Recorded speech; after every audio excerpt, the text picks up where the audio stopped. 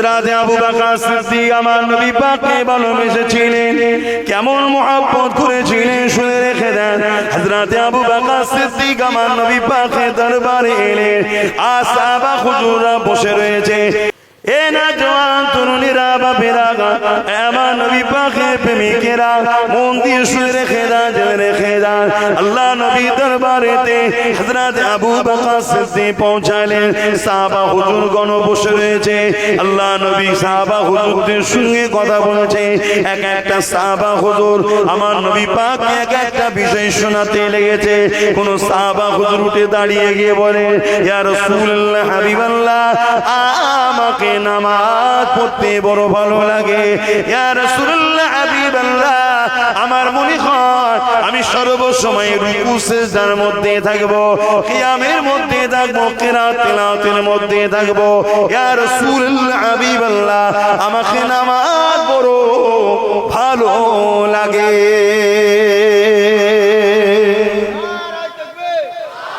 আল্লাহ নবী সাহাবীর কথা শুনে বড় খুশি হয়ে গেলেন।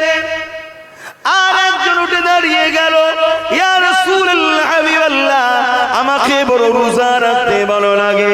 বছরে 5টা দিন আপনি রোজা রাখতে নিষেধ করেছেন, ওই 5টা দিন ছাড়া আমাকে বড় রোজা রাখতে ভালো লাগে। আল্লাহ নবী জানিয়ে দিলে, বাবা এটা বড় খুশির কথা বাবা। নবী আমার আনন্দ হতে লাগলেন। আর সাহাবী বলতে লাগলেন, ইয়া রাসূলুল্লাহ, হাবিবাল্লাহ, আমাকে হজ করতে বড় ভালো লাগে। সর্বসময় মনে হয় আল্লাহর কাবাকে আমি তওয়াফ করব। লব্বাইক আল্লাহুম্মা লব্বাইক, লব্বাইক লা শারীকা লাক লব্বাইক, ইন্নাল হামদা ওয়ান নি'মাতা লাক ওয়াল মুলক লা শারীকা লাক।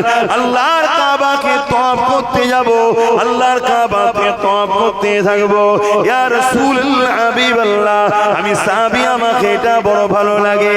আর এক সাহাবী উঠে বললেন, ইয়া রাসূলুল্লাহ, হাবিবাল্লাহ, আমাকে বড় রোজা রাখতে ভালো লাগে।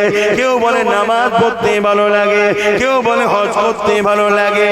এদিকে হযরত আবু বকর সিদ্দিক উঠে দাঁড়িয়ে গেলেন, ইয়া রাসূলুল্লাহ, হাবিবাল্লাহ, ইজাজত যদি দেন আমি আবু বকর, আমাকেও কিছু ভালো লাগে, হুজুর আমি কিছু বলবো। আল্লাহ নবী বলেছিলেন, হে আবু বকর, বলেন আপনি কি বলবেন? হযরত আবু বকর সিদ্দিক বলেছিলেন, ইয়া রাসূলুল্লাহ, হাবিবাল্লাহ, আমাকে সর্বপ্রথম যেটা ভালো লাগে, আপনার কদমের গোড়ায় এসে আপনার নূরের মুখে দিকে তাকিয়ে তাকিয়ে বসে থাকবো। আরো জোরে বলুন সুবহান। আল্লাহ নবী বললেন, দ্বিতীয় নম্বর, ইয়া রাসূলুল্লাহ, হাবিবাল্লাহ, আমি কষ্ট করে ইনকাম করব, আর আপনি আমার ইনকামকে নিজের সম্পদ মনে করে যেমন খুশি করে, যেখানে যেটা আপনার প্রয়োজন, দিনের জন্য, আপনার জন্য, আল্লাহর জন্য, হুজুর আপনি খরচ করবেন, এটা আমি আবু বকর, আমাকে বড় ভালো লাগে।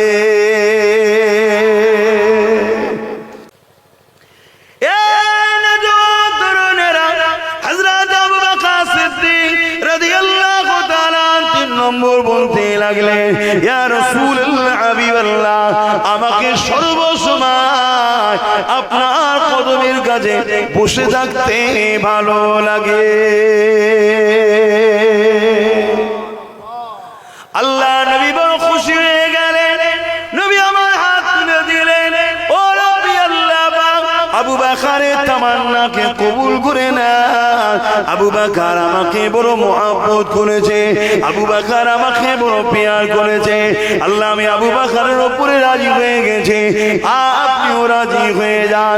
এ যুবকেরা, তরুণেরা, বাপেরা, মনে রাখবেন, মুহাব্বত প্রমাণ দিতে গেলে আপনার কষ্টের মেহনতের অর্থ থেকে আল্লাহর রাস্তায় খরচ করতে হবে। তাই তো আমার আল্লাহ বলে দিলেন, তোমরা জানো মাল আমার রাস্তায় খরচ করো, এর বিনিময়ে তোমরা আমার থেকে জান্নাত নাও। জান্নাত এমনি এমনি পাওয়া যাবে না, জান্নাত দিতে গেলে আপনাকে আল্লাহর রাস্তায় জান মাল খরচ করতে হবে। এ যুবকেরা, তরুণীরা বাপেরা, আমার নবী পাক সাল্লাল্লাহু আলাইহি ওয়াসাল্লামের দোয়া কবুল হয়ে গেল। হযরত আবু বকর সিদ্দিক আমার নবী পাককে দেখতে সব সময় পছন্দ করেছে, তাই হীরা গুহার মধ্যে আমার নবী পাক সাল্লাল্লাহু আলাইহি ওয়াসাল্লাম যখন সফরে বের গিয়েছিলেন, এমন করে মদিনা ইয়াসরিবে রওনা দিতে লাগলেন, ওই গুহার মধ্যে সিদ্দিক আকবরের কোলে আমার নবী মাথা রেখে একটু আরাম করছিল। আবু বকর সিদ্দিক একেবারে সামনে থেকে আমার দয়া নবীকে দেখতেছে। ব্যাপারটা হচ্ছে ভালোবাসার কথা যারা ভালোবাসে তারা ছাড়া বুঝতেও পারবে না এ প্রেমের কথা। কথা মাথায় ঢুকছে, অন্য কেউ বুঝতেও পারবে না। দ্বিতীয় কি বলেছিলেন, হুজুর আমি কষ্ট করে ইনকাম করব, এটাকে আপনি না চেয়ে নিজের মনে করে খরচ করবেন। এই কেউ আছেন এরকম যারা বলার যে মৌলানা সাহেব আমি যা ইনকাম করছি এটাকে 50-50 করব, 50 আমি নেবো, 50 আমি রেখে দেবো, যখন মন যাবে আপনি নিয়ে খরচ করবেন মাদ্রাসার জন্য। মাসুদ নবীর ঘর কেউ আছে? হ্যাঁ,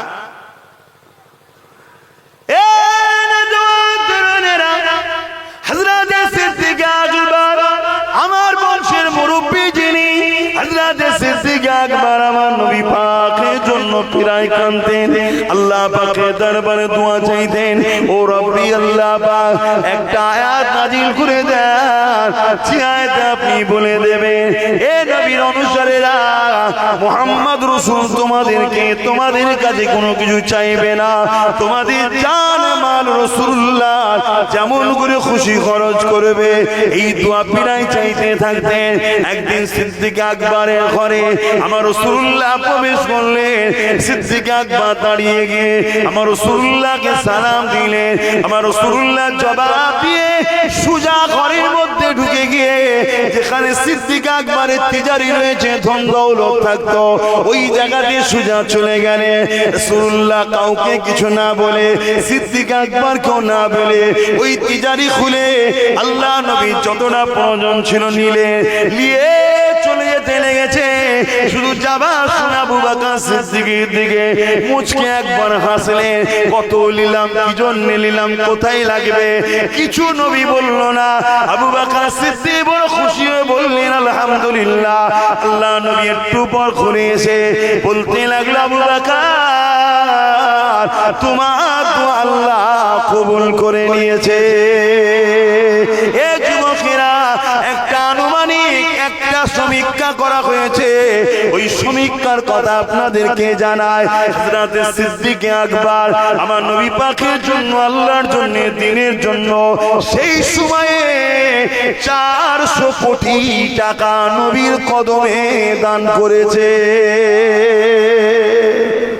কত টাকা? আল্লাহ আল্লাহ আল্লাহ। কিয়ামতের দিনে আল্লাহ কোরআন শরীফকে সুন্দর করে সাজিয়ে দেবে। শোনো, যারা দান করছো তোমরা কি পাবে? শুনবেন না? অসুবিধা হচ্ছে? আল্লাহ পাকের কোরআনকে সুন্দর করে সাজিয়ে দেওয়া হবে। ওই কোরআন কিয়ামতের দিনে আল্লাহ পাকের আরশে আজিমে নিচে খোরাখুরি করতে থাকবে। যেটা লাউহে মাহফুজে রক্ষিত রয়েছে, ওই কোরআনকে আমার নবীর উপরে ধারাবাহিকভাবে আমার আল্লাহ পাঠিয়েছে। শুনছেন তো? ওই কোরআন আল্লাহ জিজ্ঞাসা করবে, এ আমার কালামুল্লাহ, কোরআন কোনো বই নয়, কোরআন কোনো কিতাব নয়, কোরআন হলো কালামুল্লাহ, আল্লাহ পাকের কথা। ওই কোরআন বলতেই লাগবে, এ আমার কালামুল্লাহ, আমার আল্লাহ বলতেই লাগবে, এ আমার কালামুল্লাহ, তুমি কি আজকে দিনে কিছু আবদার রাখবে? ওই সময় আল্লাহর কালাম বলতেই লাগবে, এ আল্লাহ, আমি আপনার বাণী, আমি আপনার কথা দুনিয়া জমিনে যারা আমাদেরকে পেয়ার করেছিল, আমাকে মহব্বত করেছিল, মুখস্থ করে সিনায় রেখেছিল, বা আমার শিক্ষার ব্যবস্থা করেছিল, বা আমার জন্য কথা বলেছিল, বা আমাকে চুমা দিয়েছিল, আদর করেছিল, আমার পক্ষে দাঁড়িয়েছিল, আল্লাহ আজকে তাদেরকে আমি আপনার জান্নাতে দেখতে চাই। জোরে বলুন সুবহান। এই যুবকেরা তরুণেরা, ওই দিন আল্লাহ নবী জানিয়ে দিলেন কোরআনের ওসিলা করে হাফিজে কোরআনকে এবং কোরআনের পড়াশোনার জন্য যারা ব্যবস্থা করত তাদের উভয়কে আল্লাহ কোরআনের খাতিরে নাজাত দিয়ে দেবে। আরো জোরে বলুন সুবহান। তাহলে সেই জায়গায় আপনারা দান করছেন, আপনাদের কি বেকার হচ্ছে মনে হচ্ছে নাকি? বেকার হচ্ছে।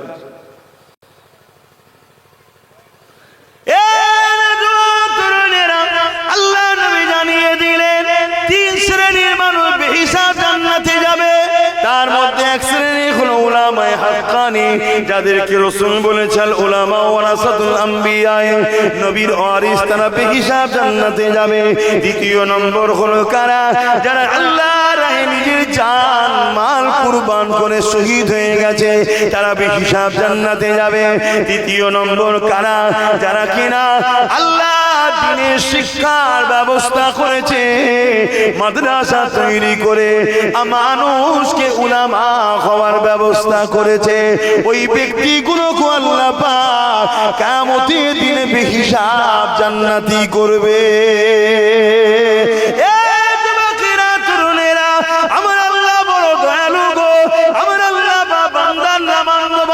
দেখলেও কিয়ামতের দিনে নাজাতটা করে দেবে। কিন্তু মনে রাখবেন এই 3 শ্রেণীকে আল্লাহ বেহিসাব জান্নাত দেবে। এরা জান্নাতে দরজার গোড়ায় গিয়ে নিজেদের মধ্যে আবার কথা কাটাকাটি শুরু হয়ে যাবে, কে আগে ভেতরে ঢুকবে, কে আগে ভেতরে ঢুকবে। কেন 3 জনকে বেহিসাব জান্নাত আগে দেবে। 3 জনের মধ্যে আবার বলবে, আলেম বলবে আমি আগে ভেতরে এন্ট্রি হব, শহীদ বলবে আমি হব। আলেমদের এখানে যারা শিক্ষা দিয়ে পড়াশোনা করিয়েছে তারা বলবে আমরা আগে যাব। এই যুবকেরা তরুণেরা, আল্লাহ পাকের ফেরেশতারা চলে আসবে, কি হয়েছে আপনাদের? তখন তারা বলতে লাগবে না আমি শহীদ হয়েছি আল্লাহর দ্বীনের জন্য। নবী বলেছেন বেহিসাব প্রথম জান্নাতে যাবে, আমি তাই যাব। ওই সময় ফেরেশতা বলবে তোমরা যে বেহিসাব জান্নাতে প্রথম যাব, এই শিক্ষা তোমাদেরকে কে দিয়েছে? বলবে উলামারা দিয়েছে। আল্লাহর ফেরেশতারা বলবে তাহলে উলামারা তোমাদের উস্তাদ হয়, উস্তাদ আগে থাকবে, ছাত্র পিছনে থাকবে।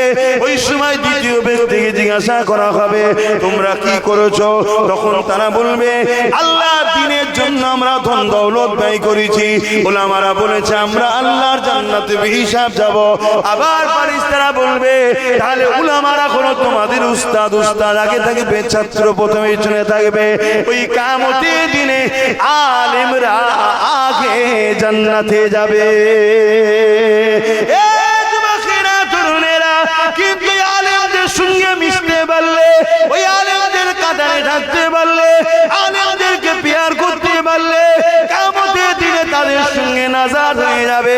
নবী আমার জানিয়ে দিয়েছে কেউ যদি আলেমের সঙ্গে এক খাঞ্চায় খেয়েও থাকে, কেউ যদি আলেমের সঙ্গে এক দস্তখানে খেয়েও থাকে, কিয়ামতের দিনে এইরকম ব্যক্তিও ওই আলেমের কাতারে আল্লাহ জান্নাতি হয়ে যাবে।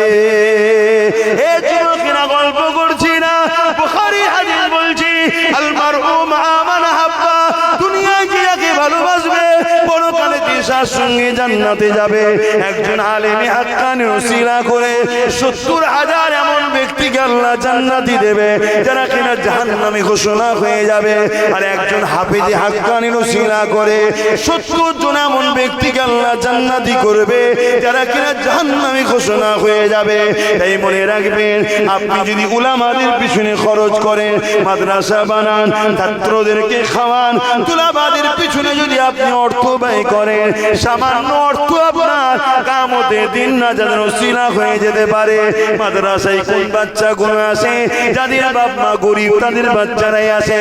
যাদের বাপ মা বড় লোক, মুসলমান ঘরের ছেলেরা, তারা তো কোরআন শেখায় না, তারা স্কুলে পাঠায়, স্কুলে শেখায়। আসুন সংক্ষেপ সময় 2-4 কথা আলোচনা করব। তবে আমি আরো একবার বলছি, মাদিকটা দেখতে খারাপ লাগছে, আপনারা একটু দয়া করে সামনে আসুন।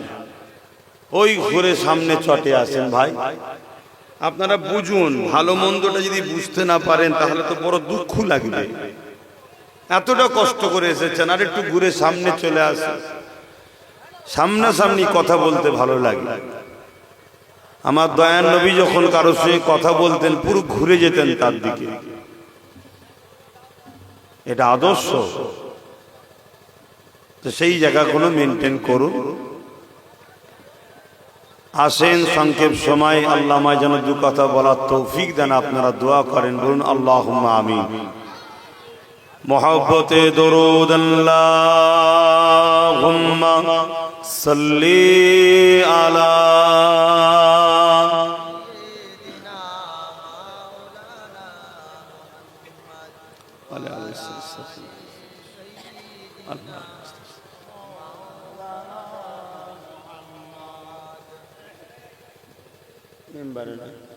আমার ভাইগুলোকে সামনে আসতে বললাম, মনে দুঃখ সেই দূরে আলে গিয়ে বসে বলল। আউযু বিল্লাহি মিনাশ শাইতানির রাজীম। বিসমিল্লাহির রহমানির রহিম।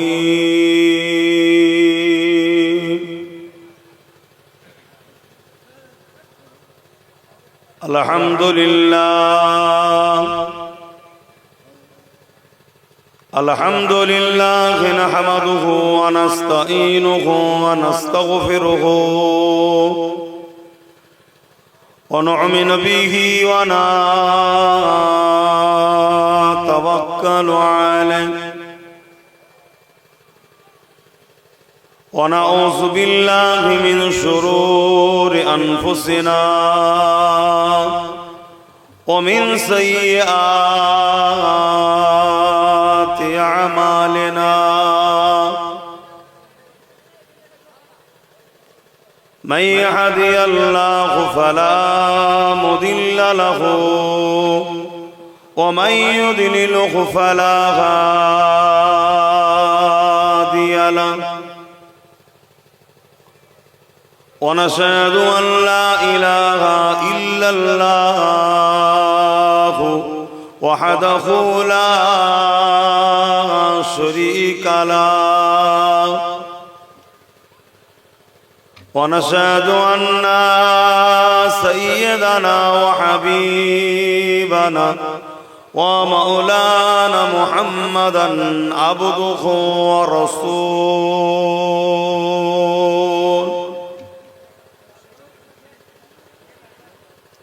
أما بعد فيا أيها الحاضرون رحمكم الفرقان الحميد. إن الله وملائكته يصلون على النبي يا أيها الذين آمنوا صلوا عليه. জোরে জোরে পড়তে হবে তো, নাই গুনাহ হবে। নবীর উপর দরুদ পড়ছে, ভক্তি না থাকলে হয়? মনে রাখবেন, নামাজ আল্লাহর হুকুম, রোজা আল্লাহর হুকুম, হজ আল্লাহর হুকুম, যাকাত আল্লাহর হুকুম। কিন্তু আল্লাহ এগুলো করে না। নামাজও পড়েননি, রোজাও রাখেন না, হজও করেন না, যাকাতও দেন না। হুকুম আমাদের ঘরে করেছে, কিন্তু দরুদের বেলায় আল্লাহ প্রথম নিজে দরুদ পাঠিয়েছে, তারপরে আবার আমাদেরকে হুকুম করেছে তোমরাও দরুদ পড়ো। জোরে বলুন সুবহানাল্লাহ। দরুদে গাফলতি করলে হয়, কবিরা গুনাহ হবে। অবহেলা করবেন না। আমাদের জিন্দেগি বড় ভুলে ভরা। আজ আমাদের কারণেতে বিশ্ব জুড়ে নতুন করে আবার ইসলাম ও ইসলামের অনুসারীদেরকে মিটাবে বলে একটা অশুভ শক্তি মাথাচাড়া দিয়েছে। কখনো মাদ্রাসাকে ভেঙে দিচ্ছে, কখনো মসজিদকে ভেঙে দিচ্ছে, কখনো বলছে এখন আমাদের দোষ। তারা তো করবে, তাদের কাজই তো এটা, কিন্তু আমরা তাদেরকে সুযোগ দিয়েছি, তাই তারা আজকে সাহস পাচ্ছে। কি সুযোগ দিয়েছি দেখছেন না? ধর্ম থেকে আমরা অনেক দূরে সরে গেছি, এজন্য তারা আজকে মাথাচাড়া দিয়েছে। আসেন প্রাণ খুলে দরুদ পড়েন। আল্লাহুম্মা সাল্লি আলা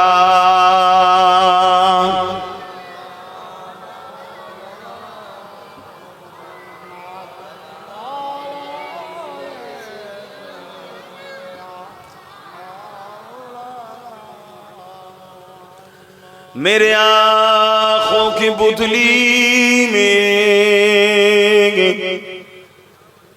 जलवा मोहम्मद का, मेरे दिल के आईने में नक्शा है मोहम्मद का। कोई जन्नत में जाएगा, कोई दोज़ख में पहुँचे, मदीने की तरफ दौड़े दीवाना मोहम्मद का। अल्लाहुम्मा सल्ली अला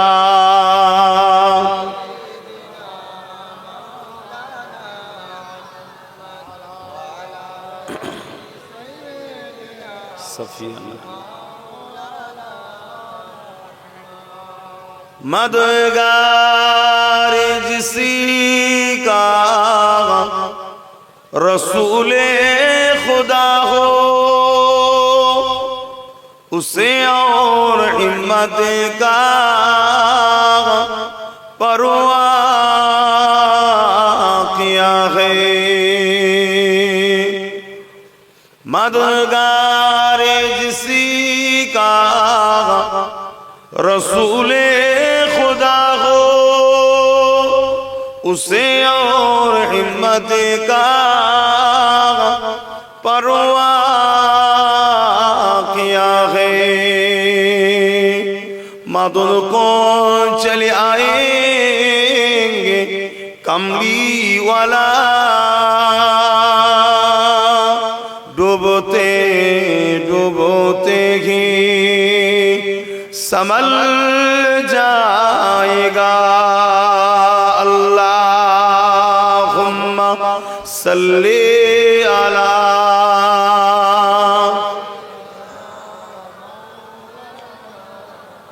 वला आली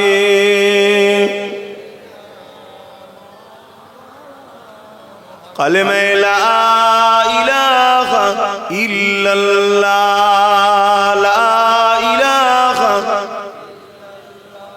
ला इलाहा इल्लल्लाह, ला इलाहा इल्लल्लाह मुहम्मदुर रसूलुल्लाह।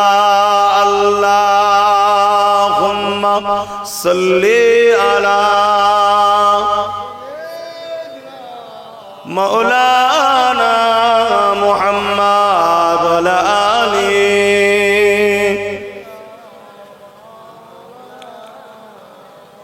আমার আব্বা জানেরা, আমার নওজোয়ান তরুণেরা, যুবকেরা, ছোট ছোট বাচ্চারা, পর্দার আড়ালে অবস্থিত আমাদের মা ও বোনেরা, আল্লাহ দরবারে সকলে শুকরিয়া আদায় করে বলি আলহামদুলিল্লাহ।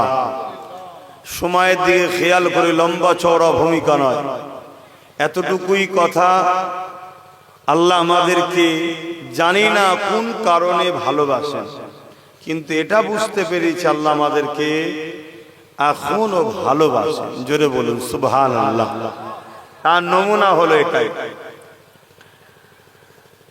কেননা আমার মতো গুনাহগার, পাপী, বদকার এই নবীর মেম্বারে বসে আল্লাহ ও রসুলের কথা বলার উপযুক্ত আমি নই। আমি ছোটখাটো মানুষ, কিন্তু আল্লাহ যে কেন আমাকে এই সুযোগটা দিয়েছে, এত বড় একটা সম্মানের জায়গা নবীর মেম্বারে বসতে দিয়ে বলেছে তুমি যাও আমার ও আমার হাবিবের কথা বলো। এই যে আল্লাহ সুযোগটা করে দিয়েছেন, তাই শুকরিয়া আরো করি আলহামদুলিল্লাহ। আর আপনারাও যারা বসে আছেন যে জায়গায়, এই জায়গায় বসার কিন্তু সবাই উপযুক্ত নয়, কেন এটা জান্নাতের বাগান।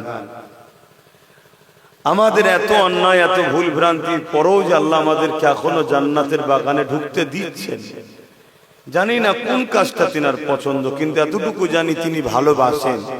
তাই বলেছে, বান্দা তোমরা যাও গিয়ে বসো, আমি আল্লাহ তোমাদের বসার দরুন ছোট ছোট গুনাহ মাফ করে দেবো। জোরে বলুন সুবহানাল্লাহ।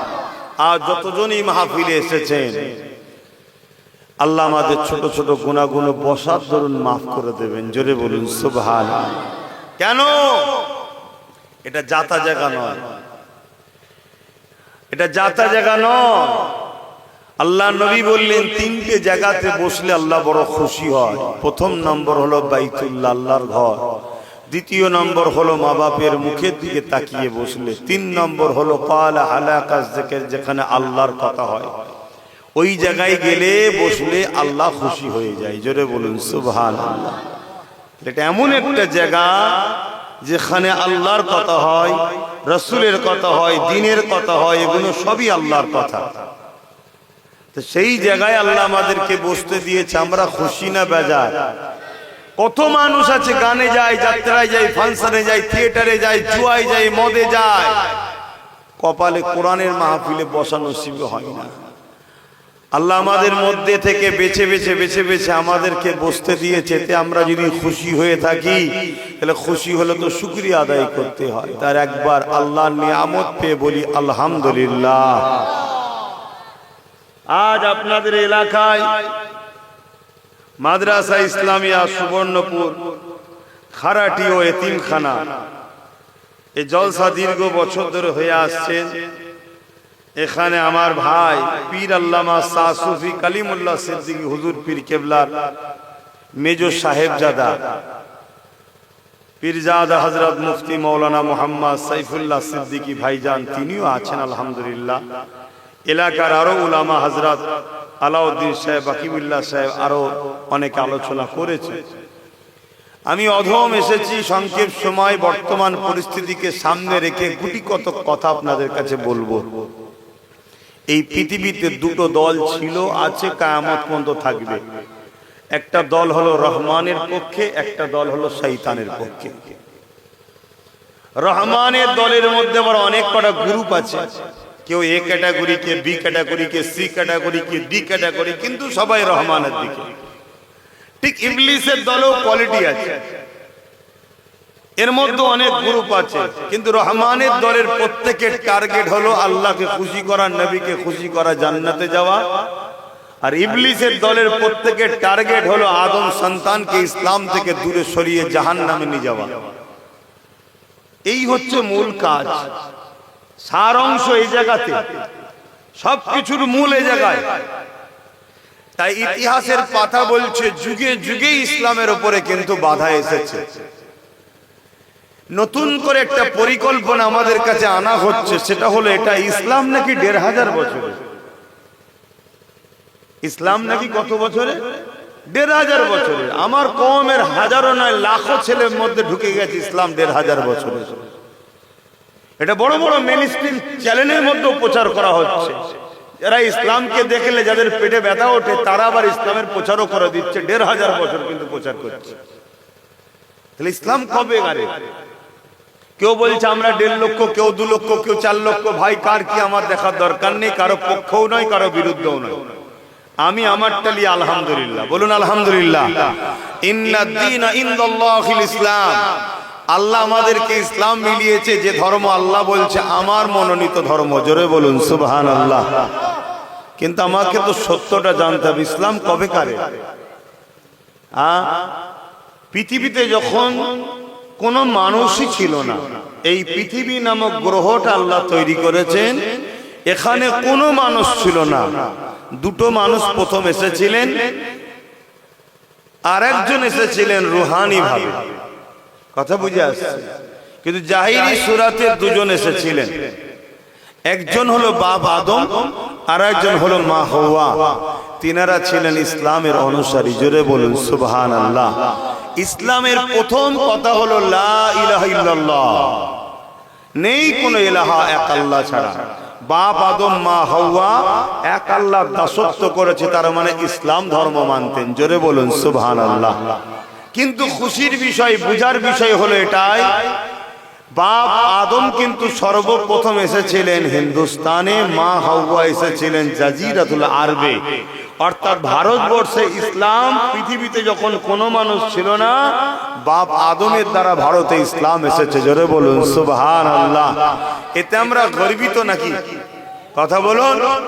আমার ভারত सारे जहां से अच्छा हिंदुस्तान हमारा, सारे जहां से अच्छा बोलिए हिंदुस्तान हमारा। क्यों सारे जहां से अच्छा हिंदुस्तान हमारा? ये तो जानना पड़ेगा, क्योंकि डायरेक्ट जन्नत से पहले जो बसर आए हैं हिंदुस्तान में तशरीफ लेके आए हैं। बोलिए सुभान अल्लाह। और एक खुशी की बात है, আরো একটা খুশির কথা হলো এটাই, বাপ আদমের পেশিনাতে নূরে মুহাম্মদও হিন্দুস্তানে এসেছিলেন। জোরে বলুন সুবহানাল্লাহ, আরো জোরে বলুন সুবহানাল্লাহ। তাহলে আমরা হিন্দুস্তানবাসী ধন্য না ধন্য নয়? জোরে বলুন। আমরা বড় সৌভাগ্যবান, ধন্য আমরা। আমরা এমন একটা দেশের মানুষ যে দেশে বাপ আদম আলাইহিস সালাম এসেছিলেন, আর আব্বাজানের পেশিনাতে নূরে মুহাম্মদ রাসূল রক্ষিত ছিল। দয়াল নবী ও বাপ আদমের হুজুরের পেশিনা মোবারকে অবস্থাতে হিন্দুস্তানে এসেছেন। জোরে বলুন সুবহানাল্লাহ। তাহলে হিন্দুস্তান আমাদের বাপের, ঠিক তো নাকি? এক কথা বলুন। কিন্তু ছেলেগুলো ইদিক উদিক হয়ে যাওয়ার জন্য আজকে নিজের ঘরে থাকা বিপদ হয়ে গেছে। আসুন ইসলামকে চিনুন। তাহলে যুগে যুগেই কিন্তু ইসলামের বিরুদ্ধে ষড়যন্ত্র হয়েছে, শুধু আমার নবীর বেলায় নয়, যুগে যুগে নবী আলাইহিস সালামদের উপরে হয়েছে, ইব্রাহিম নবীর বেলায় হয়েছে, মুসা নবীর বেলায় হয়েছে। হযরতে মুসা আলাইহিস সালামের সময় তো জালিম ইসলামের দুই শ্রেণীর লোক সবচেয়ে বড় দুশমন ছিল। এক শ্রেণী হলো জালিম শাসক, দ্বিতীয় হচ্ছে ধর্মের নামে যারা ভণ্ডমি করে, তারা হলো ইসলামের মূল সারিতে দুশমন। কেন? এরা জানে ইসলামের আলোতে আমাদের 2 নম্বরিটা বারবার ধরা পড়ে যায়, তাই ইসলাম নামক আলোকে এরা বন্ধ করতে চায়। বুঝাতে পারছি তো নাকি? আপনারা শুনছেন তো নাকি? এজন্য এই বাতি এরা বন্ধ করে দিতে চায়। কিন্তু যে বাতি আল্লাহ জ্বালায়, পৃথিবীর কোন শক্তি আছে বন্ধ করতে পারে? জোরে বলুন। যারা বন্ধ করতে গেছে আল্লাহ তাদেরকে ওই আগুনেই পুড়িয়ে ছারখার করে দিয়েছে। যে বাতি আল্লাহ ছাড় দেয়, ছেড়ে দেয় না। আল্লাহ ফেরাউনকেও ছাড় দিয়েছিল, ছেড়ে, নমরুদকে ছাড় দিয়েছিল, ছেড়ে দেয়নি। আজকে বিশ্ব জুড়ে ইসলামের উপর জুলুম হয়। আমরা অনেক প্রতিবাদ আন্দোলন করি, কিন্তু আজ দুর্ভাগ্য আমাদের মাতৃভূমি ভারতবর্ষে ইসলামের পিছনে লেগে গেছে। কে বলছে মসজিদ মাদ্রাসা ওয়াকাফকে মিটিয়ে দেবো, কথা বুঝে আসছে না? আবার কেউ বলছে, কথা বুঝে আসছে। অথচ ভারতবর্ষকে শক্তি করেছেন যিনি, যার ওসিলায় ভারত শক্তি, কে? এপিজে আবুল কালাম। কথা কিছু মাথায় ঢুকছে? কিন্তু এদের বলি আছে, এদের হাতে মিডিয়া আছে, এদের হাতে ক্ষমতা আছে, এদের কাছে ম্যান্ডেট পাওয়ার, ম্যানি পাওয়ার, মান পাওয়ার, মিসাইল পাওয়ার এদের হাতে। এরা যা খুশি করছে। কিন্তু আমি আজ আপনাদেরকে একটা পাওয়ারের কথা বলে যাব। ওই পাওয়ারটা আমাদের ঘরে তৈরি করতে হবে। কারণ ইতিহাসে এর আগেও দেখেছি ইসলামের পিছনে অনেক জালিম লেগেছে, কিন্তু মিটাতে পারেনি। আমি যদি ডাইরেক্ট আমার রাসূলুল্লাহ থেকে আলোচনা করি, কেন সময় অনেক লাগবে। তামান নবীর ইসলাম যখন প্রচার করে নবী পাকের উপরে ডিস্টার্ব করেছিল না করেনি? এই 2 শ্রেণীর লোক করেছিল। এক হলো জালিম শাসক আবু জেল, উতবা, সাইবা, আবু। আরেক শ্রেণী জুলুম করেছিল কারা? তৎকালীন সময় দাবি ছিল আমরা মুসাকে মানি, ঈসাকে মানি, কিন্তু তারা নিজেদের মন মতো করে আসমানি কিতাবকে বিকৃত করে নিয়েছিল। তারা কিন্তু আমার নবীর বিরোধী করেছিল। কেন? আমার নবী আসাতে তাদের ধর্মের যে গুরুত্ব, তারা যে ধর্মগুরু সেজে বসেছিল, সব ব্যান্ড হয়ে গেছে। মুহাম্মদ রাসূলকে তাবেদারি করতেই হবে। জোরে বলুন সুবহানাল্লাহ। তারা বিরোধী করেছিল, আমার নবীর উপরে জুলুম করেছে। আমাদের উপরে তো জুলুম হবে, দোনো জাহানের সুলতানের উপর জুলুম হয়েছে। ইতিহাস বলে আমার নবী পাকের উপরে কিভাবে জুলুম করেছে। আল্লাহ নবী যখন আমার আল্লাহকে সিজদা করতেন, ওই সময় মক্কা জালিম আবু জেহেল, উতবা, সাইবা, আবু লাহাব এরা তাদের লোকদের দিয়ে আমার নবী পাকের পিঠে পচা দুম্বা বা উটের ভুঁড়ি চাপিয়ে দিত। আল্লাহ নবী মাথা তুলতে পারতেন না, খাতুনে জান্নাত তাকিয়ে সেই পচা দুম্বার ভুঁড়িগুলো নামিয়ে দিতেন। আল্লাহ নবী তারপরে মাথা তুলতেন। এমনও দিন গেছে আল্লাহ নবীকে পুরো ভুঁড়ি দিয়ে চাপিয়ে দিয়েছে, দুর্গন্ধময় পচা ভুঁড়ি। আমার নবী পাক নিঃশ্বাস নিতে পারছে না, খাতুনে জান্নাত এসে সেটাকে সরিয়ে দেয়। আমার নবী পাক তারপরে মাথা তুলেছিলেন। এ যুবকেরা, তরুণীরা, বাপেরা, ওই সময় খাতুনে জান্নাত বদদুয়া করতে লাগলেন, হে আল্লাহ, বারবার আমার আব্বাকে যেন কষ্ট দেয়, আপনি তাদেরকে ধ্বংস করে দেন। আল্লাহ নবী খাতুনে জান্নাতের মুখে হাত দিয়ে বলেছিলেন, মা, তুমি আমার শরীরের টুকরা, তুমি যদি বদদুয়া করো তাহলে এই উম্মাহ ধ্বংস হয়ে যাবে। খেয়াল করে দেখুন আমার নবী পাকের আদর্শ, আখলাক কত সুন্দর। দুশমনকেও তিনি কখনো ক্ষতি চাননি। কিন্তু আমার নবীর উপরে জুলুম চারিদিক দিয়ে হয়েছে। আমার নবীকে সোশ্যাল বয়কট করেছে। আমার নবী পাহাড়ে চলে গেছে, গাছের পাতা ফলমূল খেয়ে রয়েছে পাহাড়ে, রাতের আড়ালে দিনের প্রচার করে। শুনছো আমার যুবকরা? কিন্তু আমরা সহজে মুসলমান হয়েছি, তাই আমাদের না মসজিদের উপরে গুরুত্ব আছে, না মাদ্রাসার উপরে গুরুত্ব আছে। আর আমাদের গুরুত্ব নেই বলেই তো আজকে অন্যজনরা এসে ডিস্টার্ব করছে। কেন? তাদের কাছে খবর আছে যারা ধর্ম থেকে অনেক দূরে সরে গেছে। কিন্তু আমার নবী পাকের উপরে এইভাবে বারবার জুলুম হতে হতে হতে আল্লাহ পাক আমার নবী পাককে ইজাজত দিয়ে দিলেন। নবী পাক হিজরত করে ইয়াসরিবে চলে গেলেন। আমি যে বিষয়টা বুঝাচ্ছি, আজ পৃথিবী জুড়ে আবার নতুন করে অত্যাচার জালিমরা মাথা চারা দিয়েছে। না ইনসানিয়াত, গরিব অসহায়দের ঘরে এক কথা ইসলামকে মিটাবার জন্য উঠে পড়ে লেগেছে। এই জায়গাতে তুমি আমি কামিয়াবি হব কিভাবে, এই বিষয়ে দুটিগত কথা বলতে চাইছি। আল্লাহ নবী মক্কা জমিন থেকে ইয়াসরিব মদিনায় চলে গেলেন। ওখানে যাওয়ার পরে আল্লাহ নবী মদিনা জমিনে রয়েছে, পৃথিবী থেকে মানুষ মদিনা জমিনে যাচ্ছে। আমার নবী পাকের কাঁধে হাত দিয়ে ঈমানের নূরের কলেমা পড়ে আমার নবীর ইসলামে ঢুকতে লেগেছে।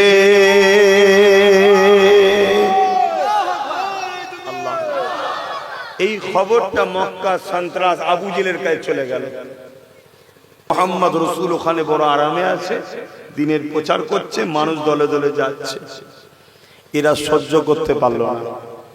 মক্কা থেকে তাকে জুলুম করে তাড়িয়ে দিয়ে আমরা হয়তো নিস্তেজ থাকবো, কিন্তু না, আস্তে আস্তে সব জায়গার মানুষ তো চলে যাচ্ছে। চলো, 1000-এর উপরে সৈন্য নিয়ে আবু জেহেল। খুব ভালো করে শুনবে যুবক, কেন আজও আমাদেরকে যারা মিটাতে লেগেছে তারা আজকের আবু জেহেল। শুনছেন তো নাকি? এদের হাত থেকে রক্ষা পাওয়ার উপায়টা কি আমি সেটা বুঝাচ্ছি।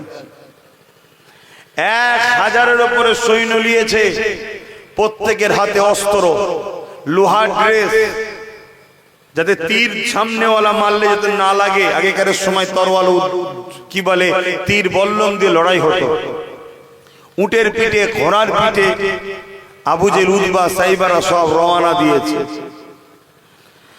আল্লাহ নবীর কাছে যখন খবর এসে গেল, আল্লাহ নবী সাহাবা হুজুরকে জানিয়ে দিলেন, এ বাবা সাহাবারা, মক্কা সন্ত্রাস আবু জেহেল, উতবা, সাইবা এইভাবে মদিনার উপরে হামলা করার জন্য এগিয়ে এসেছে। বাবা, এ বাবারা, চলো বাবা, তাদেরকে মদিনায় প্রবেশের আগে, মদিনার আগে তাদেরকে রুখে দেব, তাদের সঙ্গে আমরা সুলহ করব, আলোচনা করব। যদি মদিনায় ঢুকে পড়ে তারা হামলা করে দিলে মানুষের বড় ক্ষতি হয়ে যাবে। বাবারা, তাই চলো বাবা। আমার নবী পাকের পাশে মাত্র 313 জন দাঁড়ালো। আর ওদের সংখ্যা কত? 1000-এর উপরে। তরুণেরা, আবু জেহেল 1000-এর উপরে সুসজ্জিত যোদ্ধাকে নিয়ে মদিনা শরীফের দিকে রওনা দিয়েছে। আল্লাহ নবী দিকে 1000-এর মোকাবেলায় তাদেরকে বুঝাবার জন্য নবী যখন বললেন চলো বাবা মদিনায় প্রবেশ করতে দেওয়া যাবে না, কেন তারা বড় নিষ্ঠুর, তারা বড় জালিম, ছোট ছোট বাচ্চা মহিলা কার উপরে জুলুম ছাড়বে না। এই মদিনায় আসার আগে তাদেরকে যেখানে রুখতে হবে, তাদের সঙ্গে সুলে করব, আলোচনা করব। যদি না তারা বোঝে জান বাঁচাবার জন্য, মদিনার মানুষের মন করে রক্ষা করার জন্য, বাবারা দিনের জন্য আমরা ডিফেন্সে দাঁড়াবো বাবা। এ বাবা সাহাবারা চলো বাবা।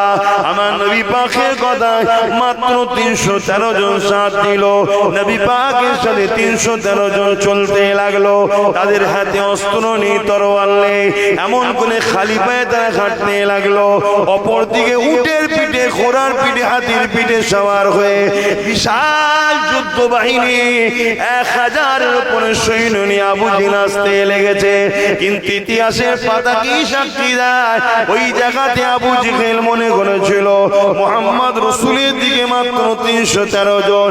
এই সুযোগটাকে কাজে লাগিয়ে মুহাম্মদ রাসূল ও তার অনুচরগুলোকে মেরে দিতে হবে, তাই তারা হামলা করে দিল। কিন্তু রেজাল্ট কি হয়েছিল? 313 জনের কাছে 1000 সুসজ্জিত যোদ্ধা বাহিনী পরাজিত হয়ে আমার নবী ও সাহাবারা বিজয় লাভ করেছিলেন। আরো জোরে বলুন সুবহান আল্লাহ। কিসের জোরে এই লড়াইটা হলো ভাই? সংখ্যার জোরে জিতলো? অস্ত্রের জোরে জিতলো? কেন তরোয়াল তো আবু জেহেলের হাতে, নবী সাহাবারা খাজুরের ডাল নিয়েছিল। তরোয়াল একদিকে আর খাজুরের ডাল একদিকে। দুনিয়া সবাই বলবে খাজুরের ডালওয়ালারা মারা গেছে, কিন্তু ইতিহাস এখানে উল্টো বলছে। কি বলছে? তরোয়াল ওয়ালা বাহিনী হেরেছে, সংখ্যা যাদের বেশি তারা হেরেছে, যাদের ম্যান পাওয়ার, অস্ত্র পাওয়ার তারাই হেরেছে। জিতেছে কারা? যাদের হাতে অস্ত্র ছিল না, তরোয়াল ছিল না, তীর ছিল না, বল্লম ছিল না, তারপরে সংখ্যাও কম, তারা জিতেছে। প্রশ্ন কি হয় না কি করে জিতলো? প্রশ্নের উত্তর এটাই, আবু জেহেল বাহিনীর কাছে অস্ত্র পাওয়ার ছিল, সাহাবাদের ছিল না। আবু জেহেল বাহিনীর কাছে ম্যান পাওয়ার ছিল, সাহাবাদের ছিল না। আবু জেহেল বাহিনীর কাছে সুপার পাওয়ার ছিল, ম্যান্ডেট পাওয়ার ছিল, সাহাবাদের কাছে ছিল না। কিন্তু সাহাবাদের কাছে একটা পাওয়ার ছিল যেটা ওদের কাছে ছিল না। ওই পাওয়ারটার নাম হলো সিনার পাওয়ার, অর্থাৎ ঈমানের পাওয়ার। জোরে বলুন সুবহানাল্লাহ, আরো জোরে বলুন সুবহানাল্লাহ। তাই ঈমানের পাওয়ার হেড অফিস হলো মাদ্রাসা, পাওয়ার সেন্টার হলো মাদ্রাসা। ওখান থেকে ঈমানের পাওয়ারে শিক্ষা দেওয়া হয়। তাই দুনিয়ার জালিম আজকের আবু জেহেলরা চাইছে মাদ্রাসাগুলোকে বন্ধ করে দাও, যাতে করে ঈমানের পাওয়ারের জায়গা শিক্ষা দেওয়াটা বন্ধ হয়ে গেলে আর এরা পাওয়ার পাবে না। আজকের আবু জেহেলরা দেখছে তো মাল ক্ষমতা আমাদের হাতে, পাওয়ার আমাদের হাতে, মিলিটারি আমাদের হাতে, পুলিশ আমাদের হাতে, সব আমাদের হাতে। সেদিন যেমন আবু জেহেল পেয়েছিল সংখ্যা কম, মেরে দে, আজকেও ভাবছে দেশ। শুনছেন তো নাকি?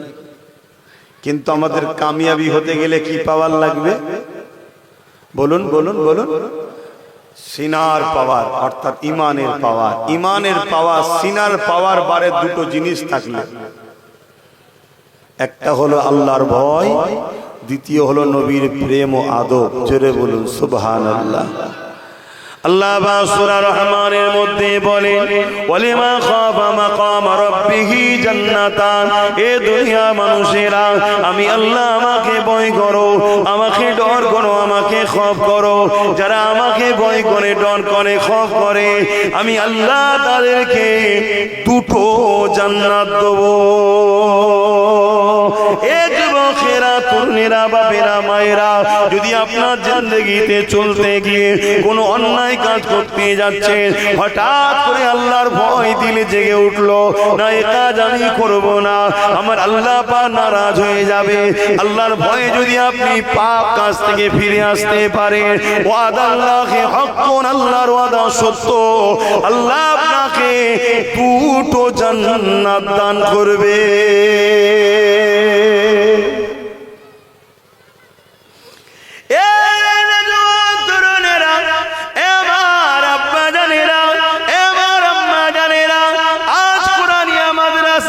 ইসলামিয়া মাদ্রাসা আজকে আপনারা জলসায় এসেছেন, এই মাদ্রাসায় কি শিক্ষা দেওয়া হয়? এই মাদ্রাসাতে সিনা শিক্ষা দেওয়া হয়, সিনা শিক্ষা দেওয়া হয়। স্কুল কলেজ ভার্সিটিতে পেটে শিক্ষা দেওয়া হয়, কি করে দুনিয়ায় তুমি কারবার করবে, ব্যবসা করবে, খাবে কি করে, বেঁচে থাকবে কি করে, পেট কি করে চলবে, ওই শিক্ষা স্কুল কলেজে দেওয়া হয়। কিন্তু মাদ্রাসাতে কি শিক্ষা দেওয়া হয়? ভালো মানুষ কি করে হবে, চরিত্রবান কি করে হবে, মা বাপকে কিভাবে ভালোবাসতে হবে। কারণ স্কুলে শিক্ষা পাওয়ার পর ডাক্তার হয়েছে, মাস গেলে 5 লাখ 10 লাখ 20 লাখ ইনকাম করে, কিন্তু এমন অনেক ডাক্তারের মা বৃদ্ধাশ্রমে রয়েছে, কিন্তু মাদ্রাসায় শিক্ষা করা মসজিদের ইমাম হয়েছে, মাসটা গেলে 4000 5000 পায়, কোন রকম চলে, কিন্তু একটা দেখাতে পারবেন না মাকে বাদ দিয়ে মাদ্রাসার ছেলে নিজে খেয়েছে। মাদ্রাসায় কি শিক্ষা দেওয়া হয় বুঝলেন তো নাকি? মাদ্রাসায় শিক্ষা দেওয়া হয় মানুষ হওয়ার শিক্ষা দেওয়া হয়। আমি চ্যালেঞ্জের সাথে বলছি, চ্যালেঞ্জের সাথে বলছি, না স্কুলে শিক্ষিত আমরা দেখছি তো, এ কথা বুঝছেন না, বোঝেন না? তাহলে স্কুলে কি শিক্ষা দেবেন না? হ্যাঁ, পেটও দরকার, পেটও দরকার, কিন্তু এতিমের মাল ঝেড়ে খাবো ও পেটের দরকার আছে কি? এতিমের মাল যে খেতে না, এ শিক্ষাটা মাদ্রাসায় দেওয়া হয়। আর এতিমকে লুটে খাও, এতিমকে লুটলে যে পাপ হয়, এই শিক্ষা কিন্তু স্কুলে দেওয়া হয় না।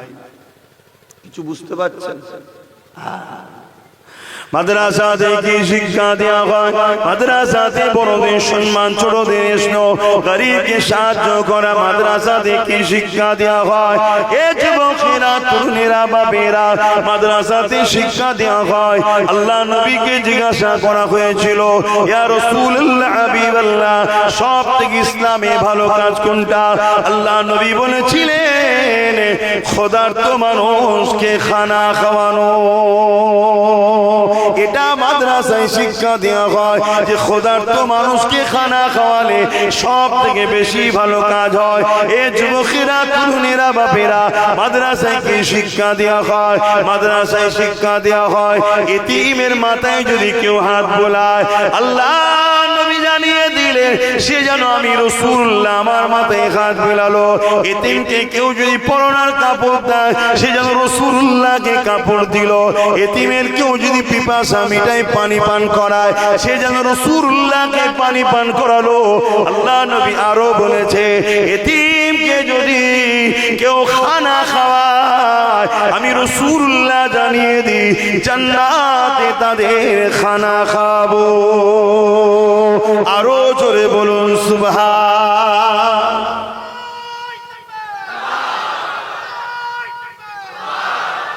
তাহলে এইটা শিক্ষা দেয় কোথা বলুন? মাদ্রাসায়। আমি স্কুলের বিরুদ্ধে নয়, আমি কলেজে পড়েছি, কিন্তু দুটোই দরকার আছে, ঠিক না বেঠিক?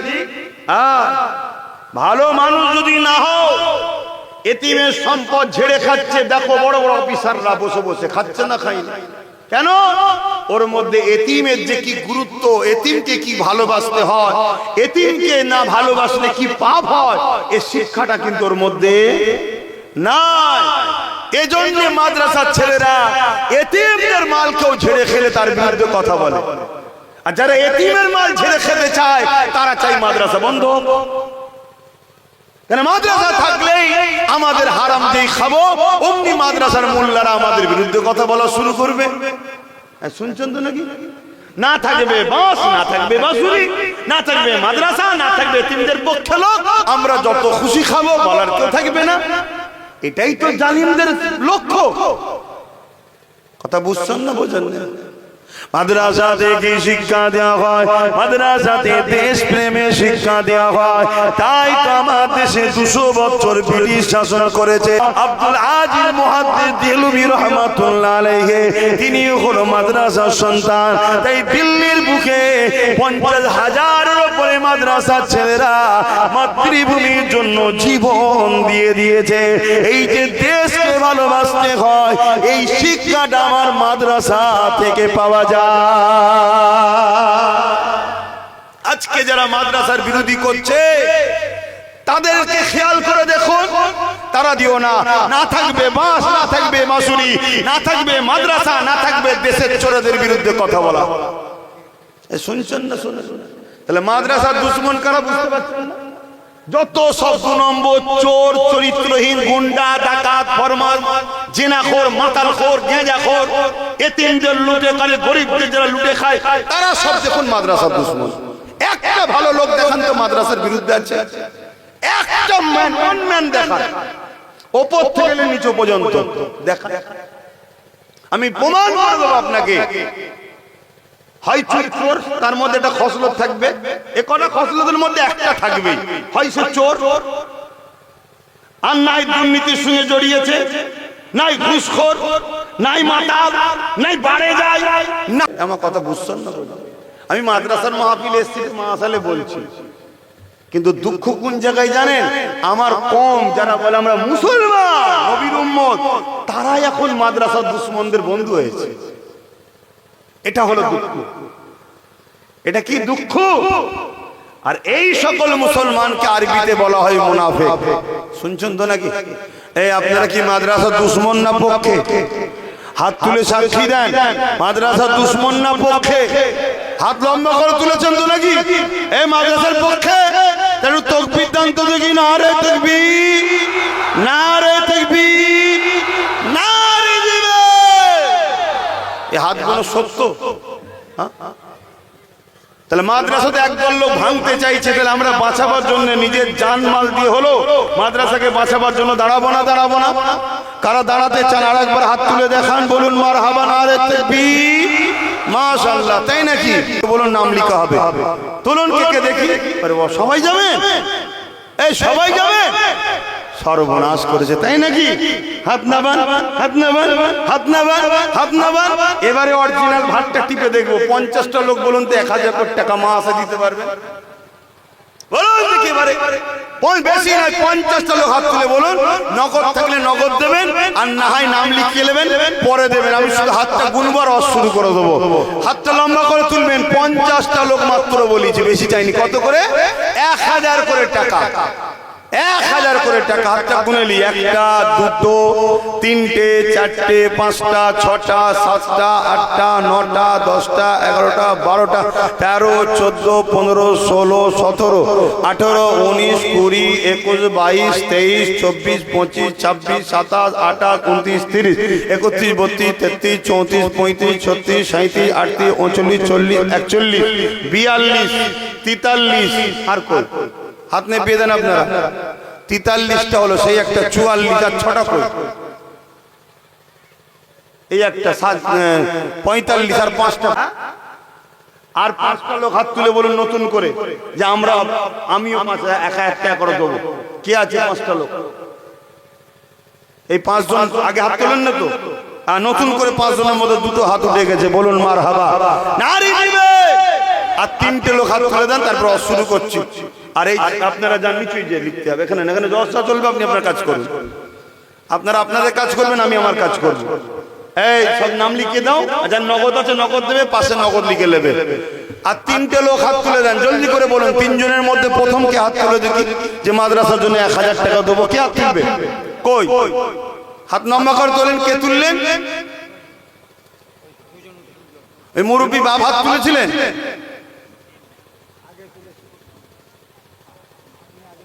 আগে আগে তুলেছিল। এই একটা পিছনে একটা। আগে তুলেন না তো আপনারা? এই প্রথম তুলছেন তো? তাহলে 2টো হলো। আর একটা শেষ আল্লাহর বান্দা কে আছে 1000 টাকা দেবে? বলুন কে আছে? বল।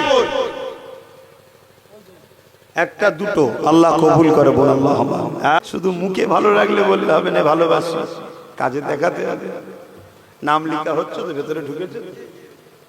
যারা যারা হাত তুলেছিলেন ডেকে ডেকে লিখাবে, এটা আপনার কাজ, এটা আপনার কাজ। ভালো কাজে দেরি কেন? চিনি খেতে গালে ব্যথা কেন? মিষ্টি লাগবে তো খেতে নাকি? অতএব আপনার ডিউটি, আপনি নেকির জন্য হাত তুলেছেন, নবীকে ভালোবেসে নবীর ঘরে দেবেন, আপনি ডেকে ডেকে হাত নাম লিখাবেন।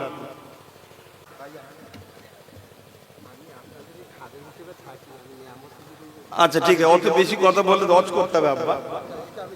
ঠিক আছে, মাদ্রাসায় নগদ লিখেলেন, নাম লিখেলেন নগদ। শুনছেন তো নাকি? একটু অজ করি, 4:30 পর্যন্ত থাকবো, একটু অজ করি না, অসুবিধা হচ্ছে। এখনো 40 মিনিটের উপরে টাইম আছে, না ছেড়ে দেবো বলছি? তাহলে এক একটা সাহাবী এক একটা পছন্দের কথা বলছে। আর সিদ্দিক আকবর কি বলছেন? হুজুর আপনার মুখের দিকে তাকিয়ে বসে থাকতে আমাকে বড় ভালো লাগে। জোরে বলুন সুবহানাল্লাহ। কত টাকা? সেই সময়ের কথা বলছি, 400 কোটি নবীর কদমে দিয়েছে। আজ 1000-এই আমাদের কষ্ট। কি কষ্ট হয় না? হয় না? কথা বলুন। অথচ কথা বলছে না তো, তখন কষ্ট হয় না। তাহলে মহব্বত কি এখান থেকে না এখান থেকে? এখানে মহব্বত থাকলে কষ্ট হয় না। কথা মাথায় ঢুকছে না? ঢোকে নে? হ্যাঁ। আর 10টা মানুষ 1000 করে যদি দেন আপনাদের মাদ্রাসায়, আমার ছেলের নামে আমি 5000 টাকা দেবো। বলুন দেখি, আর 10টা মানুষ 1000 কে কে দেবে? যারা আগে নাম তুলেছিলেন তারা না, নতুন করে 10টা হাত উঠবে।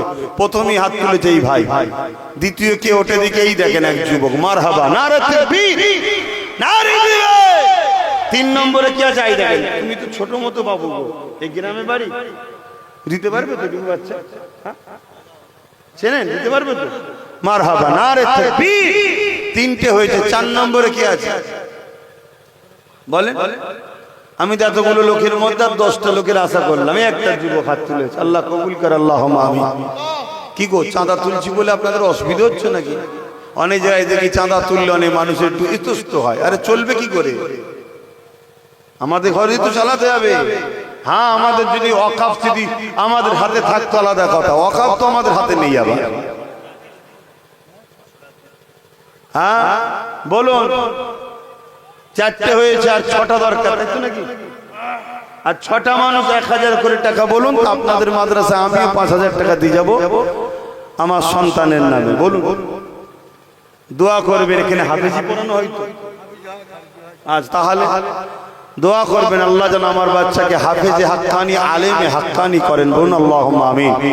শুধু হাফেজে হলে হবে না, শুধু আলেম হলে হবে না, হাক্কানি হতে হবে।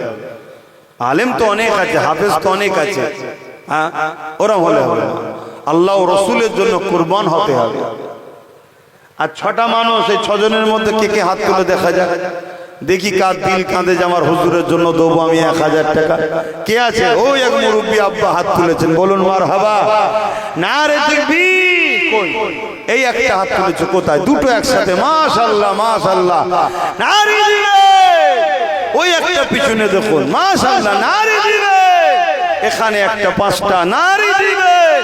আর একটা শেষ আল্লাহর বান্দা হাত তুলে। বলুন শেষ কে তুলবে?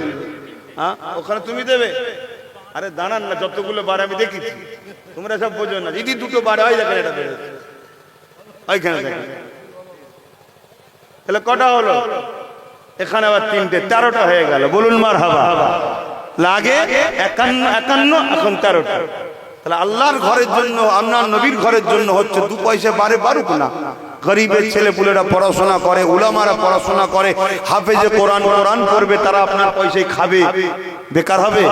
বেকার হবে। আমি অলরেডি নলেজ সিটি তৈরি করছি, ওখান থেকে জজ, উকিল, ডিএম, বিডিও যাতে হয়, ছেলেরা পড়াশোনা করে জেনারেল লাইনের পড়াবো। কিন্তু না, আমি বুঝাতে চাইছি এটা যেমন ওটাও দরকার, কিন্তু তেমন ওর শুরুটা যেন কোরআন রাসূলের জীবনীর উপর দিয়ে হয়। আর না হয় ও বড় হলে বড় পুলিশ অফিসার, বড় জজ, বড় ডিএম, বড় উকিল, বড় ডাক্তার। এই কথা বুঝছেন না? বোঝেন? অসুবিধা হচ্ছে নাকি আপনার? চাঁদা তুললাম বলে কষ্ট হয়ে গেল? আমি ডিস্টার্ব তো করিনি। আমি 2 মিনিট দুটোবার বলেছি, 5 মিনিটও সময় লাগেনি। খেয়াল করে দেখেন, আমি দুবার বলেছি, 5 মিনিটও মনে সময়, বাকি সময় জলসাই করছি। অসুবিধা হচ্ছে না? তাহলে বলুন আমি ছেড়ে দিই। তাহলে এত ঝিমিয়ে কেন? খাওয়া হয় না দুপুরে? আমার কিন্তু হয়নি, আলহামদুলিল্লাহ। আল্লাহ জি হালে রেখেছে, শুকরিয়া। আজকে যদি খেতাম এখানে এসে পৌঁছাতাম মনে হয় 4:30 5টায় পৌঁছাতাম। কি করবো, আমার ওই লোক এসে গেছে, তার সাথে বকতে বকতে দেরি হয়ে গেল, সব রেডি করা জিনিস রয়ে গেল, চলে এলাম। কেন? কেসমতে নাই। কেসমত বড় জিনিস বাপ। গালে ভাত রয়ে যাবে, ভেতরে ঢুকাতে হবে না, তার আগে আল্লাহ ডেকে চলে যেতে হবে। কেসমত। কিন্তু আমার তো অসুবিধা হয় না, আমি তো এখনো হজ করতে চাইছি। কিন্তু কি ব্যাপার, লাল চা। আমার এক ভাই আছে এই এলাকায়, মিনহাজ, ও খবর পেয়েছে ভাই টাকা তুলছে, ও যেখানেই তুলি খবর পেলে দেয়, একটু একটু হলেও দেয়। তো ও 5,000 টাকা দেবে, আল্লাহ রুজিতে যেন বরকত দেয়। বলুন আল্লাহুম্মা আমিন। দিলে আল্লাহ দিলে তো দেবে নাকি, আল্লাহ যেন দেয় তাকে আরো, বলুন আল্লাহুম্মা আমিন। আর যারা 1000 করে দিয়েছে, আল্লাহ যেন এদেরকে অনেক বেশি করে রুজিতে বরকত দেয়। তবে আগামী দিন আরো বেশি করে দেবে, কেন এদের দিনার ইচ্ছা আছে। বলুন আল্লাহুম্মা আমিন। আরো জোরে বলুন আল্লাহুম্মা আমিন। তাহলে বলুন বলুন, আল্লাহর দিনকে যারা শিখে প্রচার করবে, কোরআনের হাফেজ হবে, সিনায় রাখবে, 70টা এমন ব্যক্তিকে সাথে করে নিয়ে জান্নাতে যাবে। জোরে বলুন সুবহানাল্লাহ। তা 13 আর 21 কত? 51 কত হয় গো? 64 তো নাকি? 13 আর 51 64 তো নাকি? 70 হতে কত লাগবে? কথা বলছে না তো। 70 হতে কত লাগবে? 70 জন যখন হাফেজে কোরআনের সাথে জান্নাত যাবে, এখানে কি 70টা লোক হবে না? কার দিলে বিশ্বাস আছে আল্লাহ কখন কবুল করে কে জানে। তবে এতটুকু 100% তোমার এই টাকা কিন্তু বৃথা যাবে না, 10 গুণ আল্লাহ বরকত দেবে। জোরে বলুন সুবহানাল্লাহ।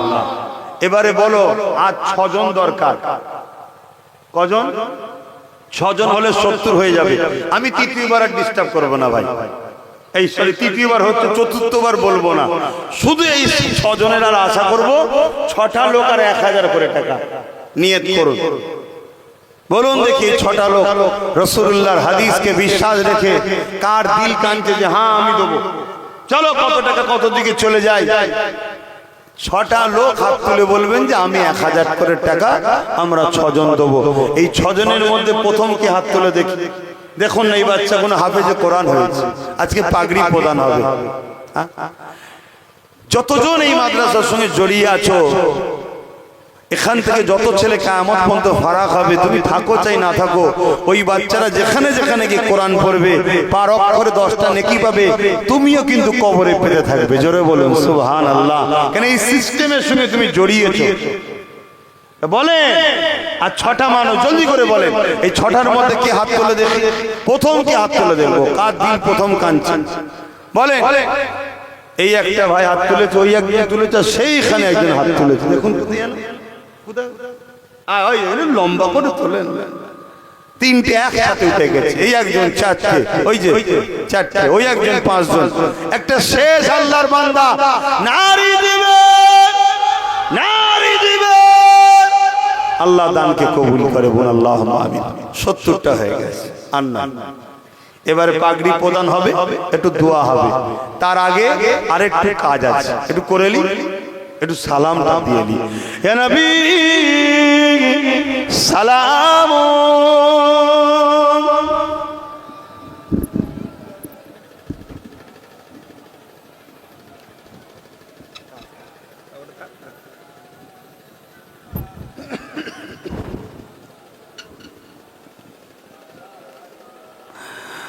طلع البدر علينا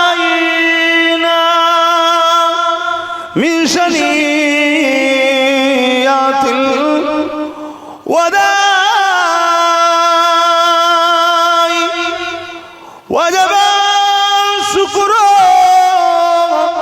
علينا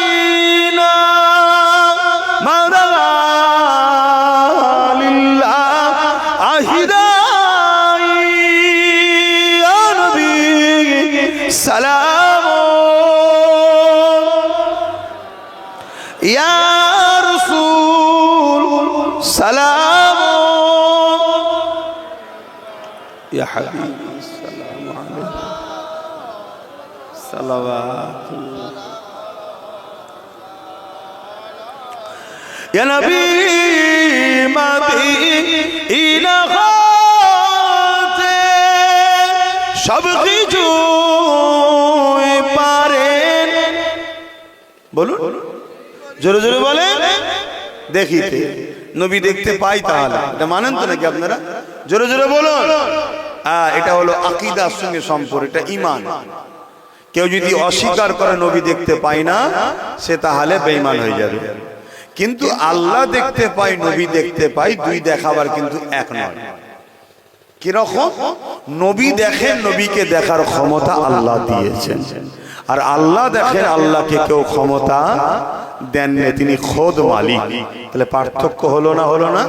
যেখানে পার্থক্য হয় সেখানে শিরক হয় না। তো নবীকে এই পাওয়ারটা আল্লাহ দিয়েছে কেন? নবীকে আল্লাহ সবার থেকে বেশি ভালোবাসে, তাই নবীকে আল্লাহ মানুষের অন্তরের খবরও জানার ক্ষমতা দিয়েছে। জোরে বলুন সুবহানাল্লাহ।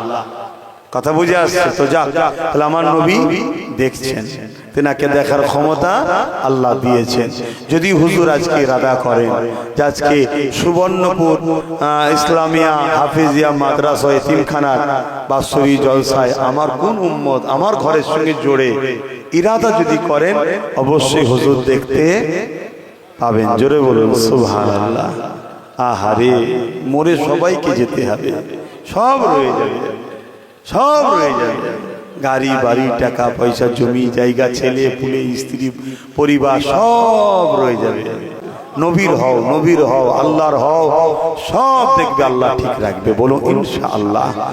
ইয়া নবী মদিনা হতে সব কিছু পারে দেখিতে, মোদের লাশ কবরে রাখিলে লইবেন আপন করে। নবী সালাম ইয়া রাসূল সালাম ইয়া হাবিব সালাম সালাওয়াতুল্লাহ। সকলে গায়ে গায়ে বসুন। বালাগাল উলা বিকামালিহি কাসাবাত দুজা বিজামালিহি হাসানাত জামিউ সালিহি সাল্লু আলাইহি ওয়া আলিহি আল্লাহুম্মা সাল্লি আলা। আমার বাপজানেরা, একটা ছোট্ট কথা আছে, শুনছেন তো নাকি? সবাইকে 1000 করে দিবার মানুষ আছে এখানে? সবাই নাই, কথা ঠিক না? ঠিক, কিন্তু শখ তো যাই মাদ্রাসায় কিছু দেবো। কি গো, শখ যায় না? যায় না? আমি ছেলেদেরকে পাঠাচ্ছি, যার যা খুশি দেন। যার পকেটে নেই আলাদা কথা, যার পকেটে আছে ফিরিয়ে দেবেন না। আল্লাহ নবীর ঘরের জন্য বলছি। আমার আম্মা বোনেদের কাছে বাচ্চাদের ঘরে পাঠাবেন, বড়রা যাবেন না, বাচ্চাদের পাঠাবেন। যার যা খুশি দেন, যার যা খুশি দেন। আর বিসমিল্লাহ শরীফের সঙ্গে 11 বার দরুদ শরীফ 3 বার শরীফ 10 বার শরীফ ইখলাস শরীফ তেলাওয়াত করেন, দোয়া চাওয়া হবে। এরই বিছখানে আমি তো বলেছিলাম বড় ভাইকে দিয়ে পাগড়িটা পরিয়ে দেবেন, তো এরই বিছখানে একটু আজ আমাদের হাফেজ সাহেব ভাইদের কত বড় সৌভাগ্যবান এই মা গুনো বাপ গুনো, যাদের বাচ্চারা আজকে হাফেজে কোরআন হয়েছে। আল্লাহ এই বাচ্চাগুলো নসিব বড় করেন, হাফেজে হাক্কানি করেন। বোন আল্লাহুম্মা আমিন। আল্লাহ এই বাচ্চাগুলোকে সিনাই কোরআন দিয়ে আগামী দিন পরকালে যখন যাবে সিনাই কোরআনকে নিয়ে যাওয়ার তৌফিক যেন দেন। বোন আল্লাহুম্মা আমিন। আসেন, একটু পাগড়ি প্রদানের কাজটাও হয়ে যাবে। আপনারা সকলে এই পাগড়ি প্রদানের সঙ্গে জড়িয়ে থাকবেন। এবং ছেলেরা যাচ্ছে, যার যা খুশি হাত লম্বা করে করে দেন, হাত লম্বা করে, কুঞ্জুসি করবেন না, একটু দেন, একটু দেন। আসসালা দেন জলদি করে, আসেন।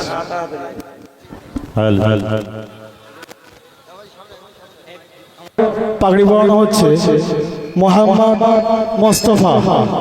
নারে তাকবীর, নারে তাকবীর। সিলসিলা ফুরফুরা শরীফ, সিলসিলা ফুরফুরা শরীফ। নারে তাকবীর।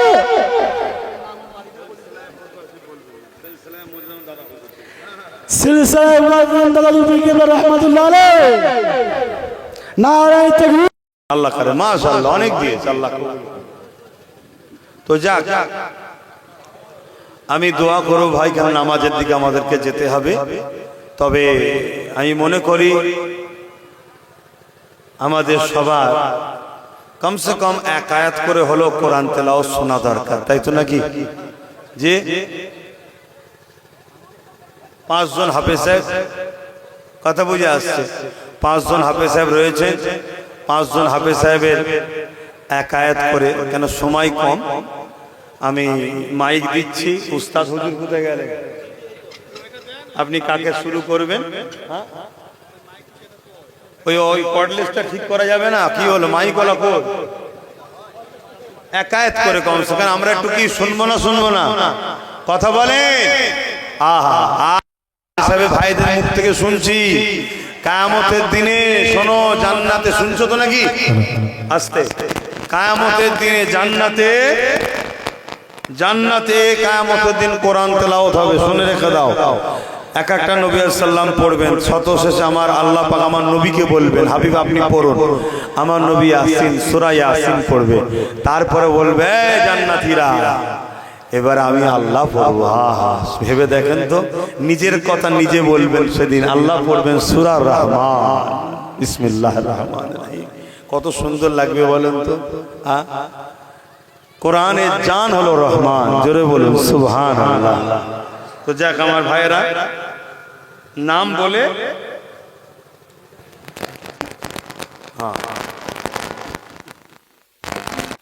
আপনারা হাফেজ সাহেব আপনাদের নাম বলবেন, বলে শুরু করবেন একা একা। আসসালামু আলাইকুম ওয়া রাহমাতুল্লাহি ওয়া বারাকাতুহু। আমার নাম মোহাম্মদ আসলাম শেখ, আর বাড়ি হুমরা, পোস্ট নাগরতলা, থানা জীবনতলা, জেলা দক্ষিণ 24 পরগনা।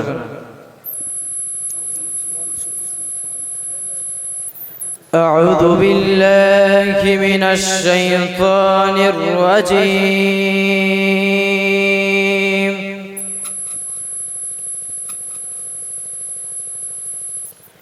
بسم الله الرحمن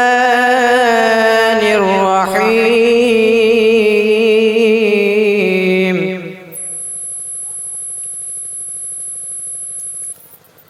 قال فما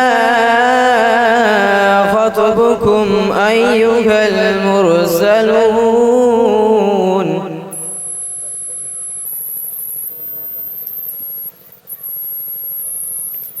قالوا إنا أرسلنا إلى قوم مجرمين.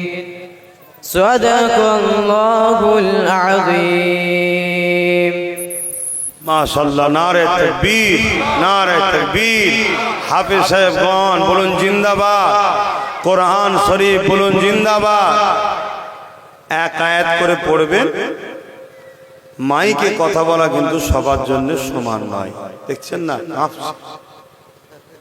অভ্যাস মাইকে মুখ দিয়ে কথা বলা আর এমনি গিয়ে মুখ জমিনে পার্থক্য। মাইকে মুখ দিয়ে কথা বলার একটা আলাদা ব্যাপার আছে, আর দাদা হুজুরের আওলাদরা ওটা আলাদা ব্যাপার আছে। কথা বুঝে আসছে? একদিন দাদা হুজুর দাদু জানতে ঘরে একজন উস্তাদের কাছে পড়তে দিয়েছে, উস্তাদ তাকে না পড়িয়ে ওয়াজ শেখাচ্ছে। দাদা হুজুর বলছে, মৌলানা, হাঁসের বাচ্চাকে সাঁতার শেখাতে হয়?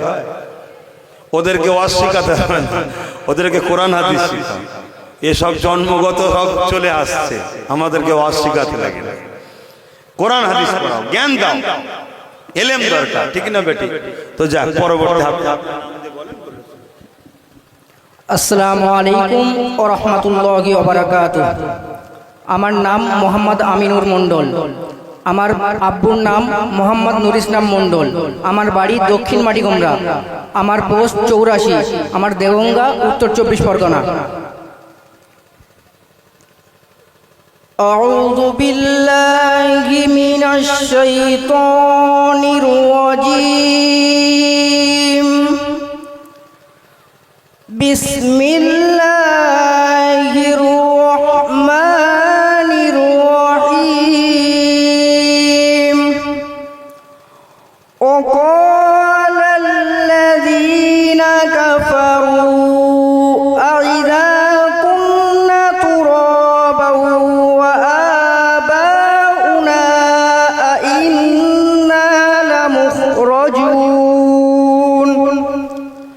لقد أعدنا هذا نحن وآباؤنا من قبل إن هذا إلا أساطير الأولين. صدق الله العظيم.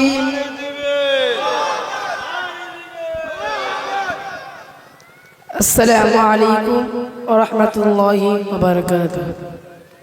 আমার নাম মোহাম্মদ সাহিল শেখ। আমার বাপের নাম মোহাম্মদ দাউর আলী শেখ। পোস্ট তালদি, থানা ক্যানিং, জেলা দক্ষিণ 24 পরগনা। أعوذ بالله من الشيطان الرجيم. بسم الله الرحمن الرحيم. فإن لم تفعلوا الناس والحجارة أعدت للكافرين. وبشر الذين آمنوا وعملوا الصالحات أن لهم جنات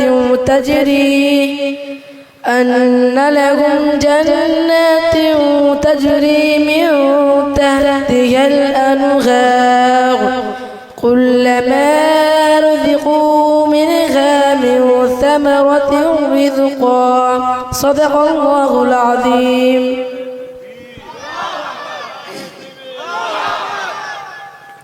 আসসালামু আলাইকুম ওয়া রাহমাতুল্লাহি ওয়া বারাকাতুহু। আমার নাম মোহাম্মদ মুস্তাফা গাজী। আমার পিতার নাম মোহাম্মদ আক্তার আলী গাজী। থানা ক্যানিং, জেলা দক্ষিণ 24 পরগনা। আউযু বিল্লাহি মিনাশ শাইতানির রাজীম। বিসমিল্লাহির রহমানির রহিম। هو الله الذي لا إله إلا هو عالم الغيب والشهادة هو الرحمن الرحيم. هو الله الذي لا إله إلا هو الملك القدوس السلام المؤمن المهيمن العزيز الجبار المتكبر. سبحان الله عما يشركون. صدق الله العظيم.